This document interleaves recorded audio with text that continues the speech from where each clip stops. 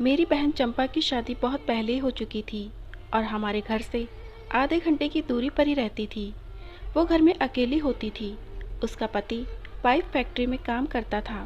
वो सुबह जाता और रात को ही घर आता था। मेरी बहन उसके साथ शादी बिल्कुल भी नहीं करना चाहती थी, क्योंकि वो किसी और को पसंद करती थी। लेकिन उससे पहले कि वो बात बताती, मेरे पापा और मम्मी को पता चल गया था। तब मम्मी और पापा ने मिलकर बहन को बहुत मारा। उसके बाद अपनी मर्जी के आदमी के साथ उसकी शादी करवा दी। ये भी नहीं सोचा कि वो उसको पसंद करती भी है या नहीं। शादी वाले दिन मेरी बहन चंपा आत्महत्या करने वाली थी। अचानक मैंने उसका हाथ रोक लिया और कहा कि आत्महत्या मत करो, आत्महत्या बुज़दिल लोग किया करते हैं। बहन रोकर चुप हो गई। मेरी बहन ऐसी हो गई थी जैसे अब उसकी जंग सारी दुनिया के साथ थी। अपने पति के सामने वो कुछ भी बोलती नहीं थी, उससे डरती भी बहुत थी। लेकिन हमारे साथ वो बात कर लिया करती थी, मगर अब हमेशा अजीब बातें करती रहती थी, एकदम जली कटी हुई बातें करती थी। मुझे तब बहुत खुशी हुई थी जब मेरी मम्मी और पापा मुझे कहते थे कि तुम कुछ दिनों के लिए बहन के घर चली जाओ। मैं वैसे भी अपने घर के माहौल से बहुत तंग थी। हमारे घर में कुछ भी नहीं था। बहन के साथ मेरा टाइम बहुत अच्छा गुजर जाता। जब उसको पहला बच्चा हुआ तो उसके बच्चे को संभालने वाला कोई नहीं था, इसलिए मैं 1 महीने के लिए उसके घर चली गई। मैं उसके बच्चे को संभाल लेती थी। मेरी बहन चंपा की हालत बहुत ज़्यादा बुरी थी। डॉक्टर ने कहा था कि बहुत ज़्यादा कमज़ोर है। मेरी बहन अब बिना वजह बात बात पर जिद करने लगी थी। उस जिद में उसने 3 दिन तक खाना नहीं खाया था। जब उसे पता लगता था कि मैं भूख से मरने वाली हूँ तो फिर खाना खा लेती थी।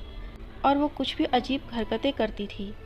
वह अपने पति का खुद ही नुकसान करती थी और फिर कहती थी कि मैंने तो ये नहीं किया, और उसके लिए वो कसम भी उठा लेती थी। उसे किसी बात का डर नहीं था। वो कहती थी कि जो मेरे साथ होना था वो तो हो चुका है, अब मुझे किस बात का डर नहीं। जिस आदमी को मैं खोने से डरती थी वो मुझसे छीन लिया गया है। वो तो मेरे माँ बाप को भी यही कहती थी कि अब आप छोटी की भी शादी कर दें, उसको क्यों बिठाया हुआ है। मुझे तो 17 साल की उम्र में ही कुर्बान कर दिया था, उसको क्यों 18 साल तक बिठा कर रखा हुआ है। माँ कहती कि कोई अच्छा रिश्ता नहीं मिल रहा, जैसे कोई अच्छा रिश्ता मिलेगा तो हम राखी की भी शादी कर देंगे। मैंने कहा दीदी आप मेरी शादी के पीछे क्यों पड़ी हैं, मैंने आपकी हालत देखी है, मैंने शादी नहीं करनी है। तब चंपा दीदी मुझे कहती है कि तुम तो फंसो, मैं भी उनकी बेटी थी, तुम भी उनकी बेटी हो। क्या मुझे उन्होंने कीचड़ से उठाया था जो इतनी जल्दी और बिना छानबीन किए मेरी शादी कर दी, और तुम्हारी बारी पर वो अच्छे रिश्ते की तलाश में है। मेरी बहन किसी का बुरा नहीं सोचती थी, इसलिए उसकी ज़ुबान बहुत तीखी थी। मम्मी कहती थी कि उसकी ज़बान के आगे कोई ठीक ही नहीं रह सकता है, ये तो जब भी बोलती है मुंह फाड़ कर बोलती है। जब उसका पहला बच्चा हुआ तो मैं वहीं पर थी।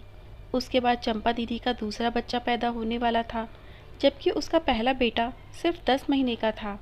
मम्मी ने कहा कि बेटा थोड़ा गैप ही कर लेना था, इस तरह तो बड़ी मुश्किल हो जाएगी।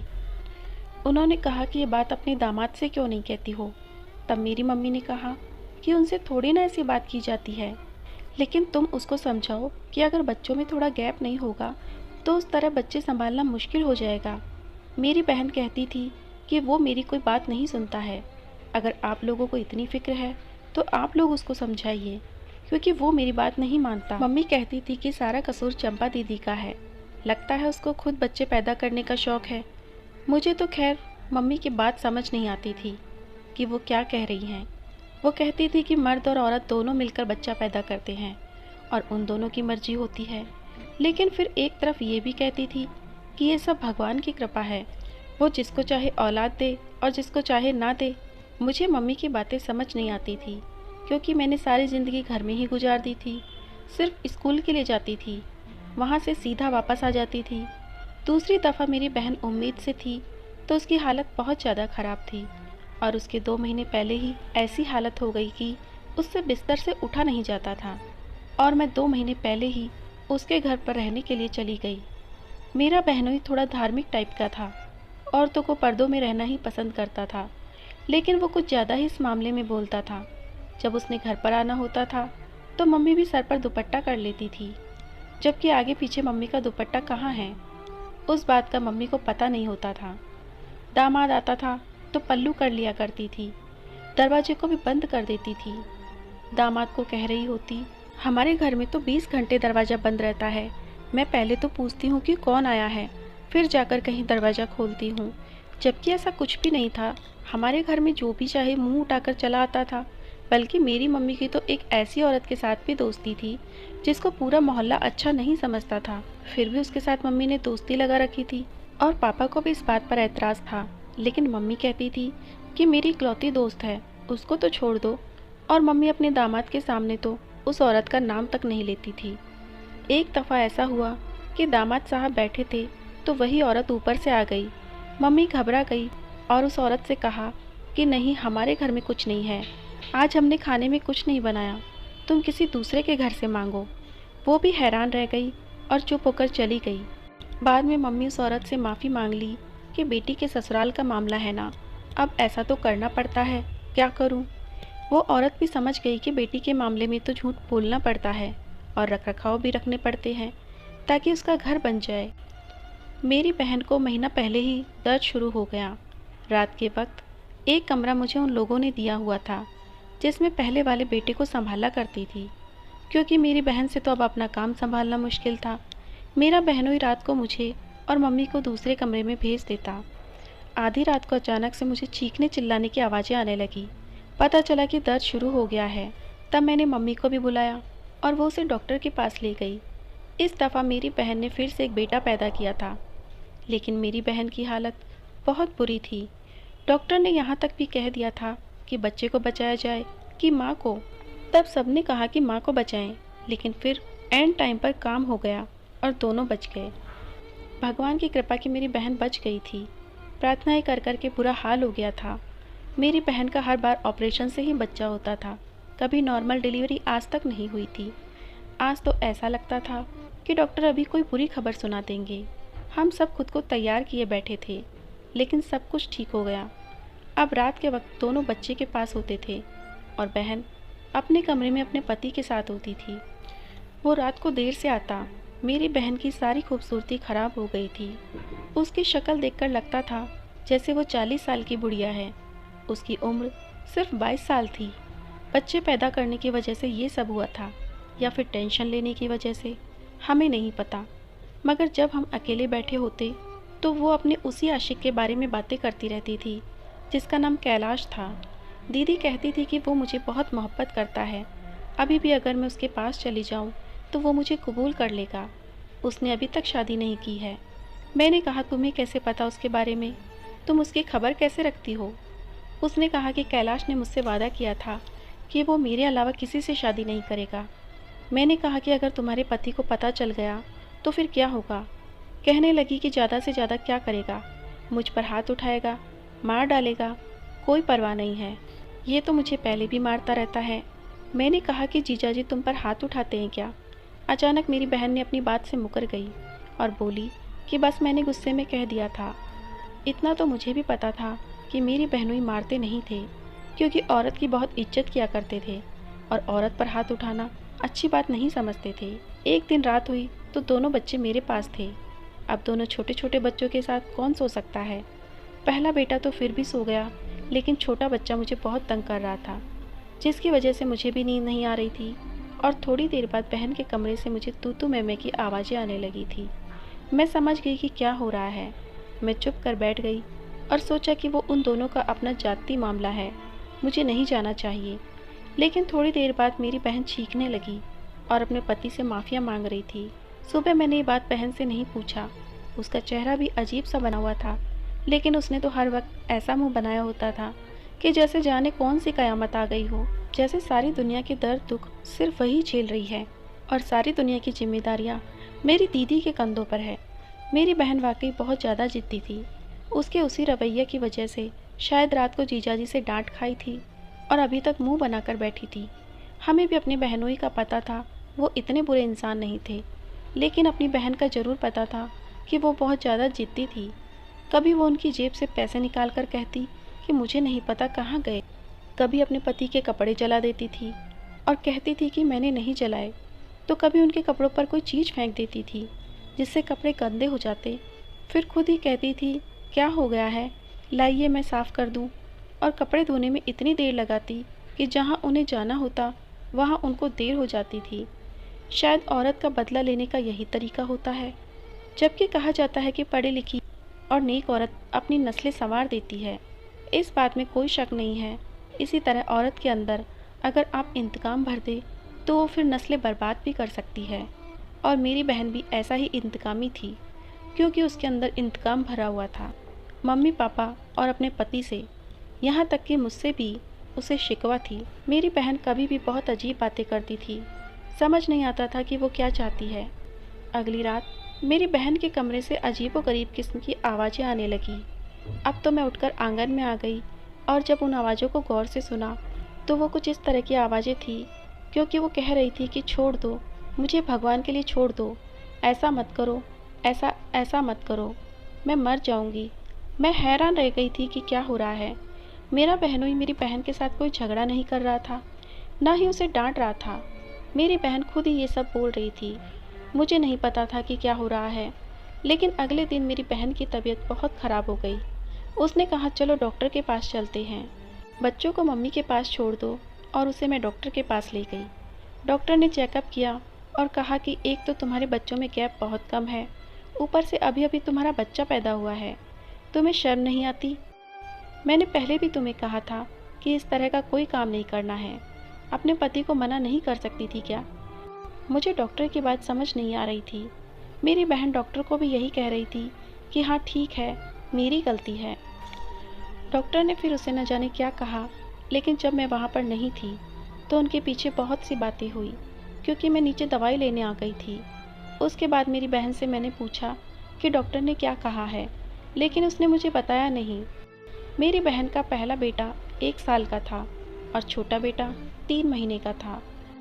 फिर अचानक मेरी बहन ये खबर सुना दी कि मैं फिर से प्रेग्नेंट हूँ। उसका इस दफ़ा तो हम सब ने अपना सर पकड़ लिया। हमने कहा कि पागल तो नहीं हो गई है, दिमाग तो नहीं ख़राब हो गया है तुम्हारा? लेकिन वो जवाब नहीं देती थी, चुप कर बैठी रहती थी। मुझे ऐसा लगता था कि उसने खुदकुशी करने का ये तरीका नहीं निकाला था, क्योंकि बच्चा पैदा करने से औरतों की सारी सेहत और ज़िंदगी दांव पर लग जाती है। पिछली दफ़ा भी तो डॉक्टर ने यही कहा कि बच्चे को बचाना है या माँ को, लेकिन किस्मत अच्छी थी और हम सबकी प्रार्थनाओं से दोनों बच गए थे। मगर इस दफ़ा तो मुझे लग रहा था कि उसका पति भी उसको मारना चाहता है और वो खुद भी मरना चाहती थी। जब भी बच्चे की खबर सुनाई जाती थी, मेरे बहनोई का रवैया बहुत अच्छा हो जाता था। वो तो बहुत खुश होता था। मम्मी ने बड़ा समझाया, मगर दीदी को किसी की परवाह नहीं थी।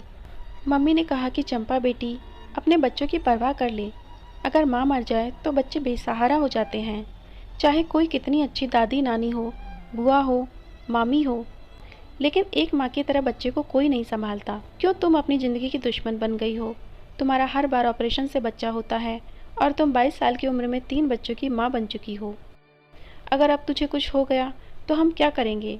जब दीदी को डॉक्टर के पास ले गए, जिसके पास पहले भी जाया करते थे, तो उसने केस लेने से मना कर दिया। उसने कहा कि इस दफ़ा इसका केस नहीं लूँगी, क्योंकि ये मरने वाली है। उसकी हालत देखें, उसका खून सिर्फ 6 यूनिट है और ये चली बच्चा पैदा करने।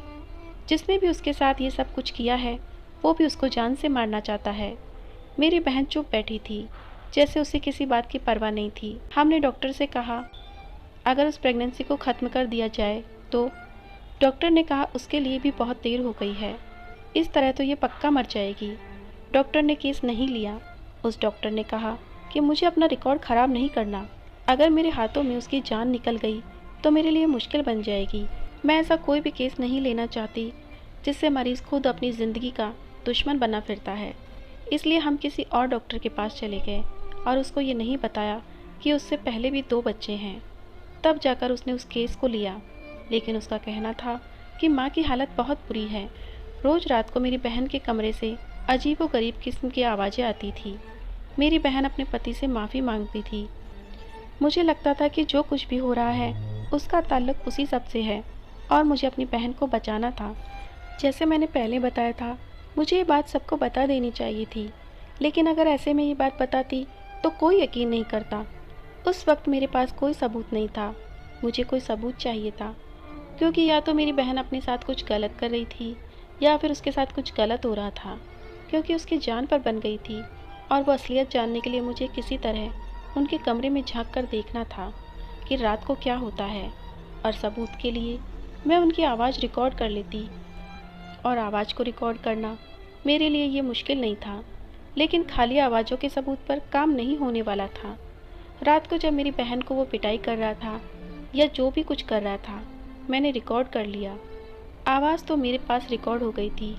अब दूसरा काम था कमरे के अंदर झांकना, और मैंने उनके कमरे की खिड़की पहले ही खोल दी थी। खिड़की को सिर्फ अंदर से ही खोला जा सकता था, और सफाई करने के बहाने से मैंने खिड़की खोल दी थी। अब मैं बाहर से उसे पकड़कर आराम से खोल सकती थी, और जिससे आवाज़ भी ना आती। बच्चे भी दोनों सो रहे थे, लेकिन मुझे बहुत डर लग रहा था। और फिर जब मैंने अंदर झांक कर देखा तो मेरे कदमों तले से ज़मीन निकल गई। मेरी इतनी बहादुर बहन, जो सारे ज़माने के खिलाफ खड़ी थी और किसी से नहीं डरती थी, उस आदमी से क्यों डरती थी। आज मुझे समझ आ गया था कि वो इंसान नहीं, जानवर था। वो तो मेरी बहन पर बहुत जुल्म कर रहा था। मुझे इतना बुरा महसूस हुआ कि मैं वहीं पर बेहोश हो गई। सुबह आँख खुली तो मम्मी पापा सब इकट्ठा किया, और वीडियो भी मैंने थोड़ी सी बना ली थी, लेकिन वीडियो किसी को दिखाने के काबिल नहीं थी। मम्मी को वीडियो दिखाई तो वो भी हैरान रह गई, और बहन पर गुस्सा होने लगी कि उसने पहले बताया क्यों नहीं। और उसका पति, जो बड़ा धार्मिक बना फिरता है, ये तो इंसान कहलाने के लायक भी नहीं था। मेरा बहनोई मेरी बहन के साथ ऐसा सलूक करता था जैसे वो उसकी बीवी नहीं, बल्कि खरीदी हुई औरत है। जानबूझकर उससे बच्चे पैदा करवाता था और कहता था कि मुझे तुमसे 7 बेटे चाहिए, मैं ख़ानदान में अपना नाम पैदा करना चाहता हूँ। ये भी कहता था कि अगर बच्चे को मारने के लिए कोई गोली खाई या कुछ किया तो तेरे दोनों बच्चों को खुद मार दूंगा और तुझे भी मार दूंगा। मेरी बहन बच्चों की खातिर ये सब कुछ बर्दाश्त करती रहती थी। उसने मम्मी को सब कुछ बता दिया। उन्होंने कहा हमारी बेटी कोई जानवर नहीं जो हमने उसके हवाले कर दी, और ये उसके साथ कुछ भी सलूक करे। हमने अपनी बहन को बहाने से घर बुलाया, और उसके बाद उसे वापस भेजने से मना कर दिया, और हमने उसे तलाक का पेपर भेज दिया। मेरी बहन ने जाकर अदालत में कह दिया कि मुझे उस आदमी के साथ नहीं रहना है। अब तो कोई कुछ भी नहीं कर सकता था। अदालत का फैसला मेरी बहन के हक में हो गया था। मेरा बहनोई गुस्से में पागल हो रहा था। तभी उसने तो अदालत में ही हंगामा शुरू कर दिया, और जज साहब ने उसे उसी वक्त 3 साल की सज़ा दे दी। जब मेरी बहन का तीसरी दफ़ा ऑपरेशन हुआ तो उसकी जान तो बच गई, लेकिन डॉक्टर उसके बच्चे को नहीं बचा सके। वो वक्त हमारे लिए बहुत मुश्किल था। इसी तरह रोते रोते हमारे 2 साल गुजर गए। एक दिन वही लड़का हमारे घर रिश्ता मांगने आया, जिसके साथ मेरी बहन शादी करना चाहती थी, और घर वालों ने मना कर दिया था। लेकिन आज उसका हमारे घर में मेरी बहन का रिश्ता मांगना ऐसा ही था जैसे वो हमारी बहुत बड़ी मुश्किल हल करने आया हो, क्योंकि 22 साल की उम्र में ही मेरी बहन घर वापस आ गई थी। मम्मी पापा ने फ़ौरन हाँ कर दी, और उन दोनों की कोर्ट में शादी करवा दी गई। उसने कहा कि मैं दोनों बच्चों को भी रखूँगा और आपकी बेटी का भी पूरा ख्याल रखूँगा। ऐसी होती है मोहब्बत। दुनिया में जहाँ मेरे बहनोई जैसे जानवर लोग होते हैं, वहाँ कैलाश जैसे अच्छे लोग भी होते हैं।